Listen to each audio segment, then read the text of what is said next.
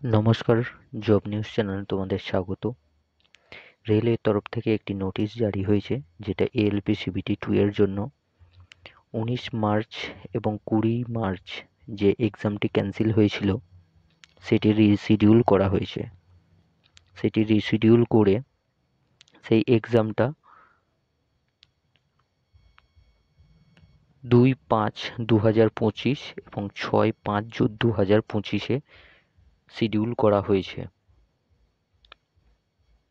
এবং এছাড়াও আমরা দেখব এখানে ইম্পর্টেন্ট জিনিস যেটা বলেছে সেটা আমরা দেখে নেব।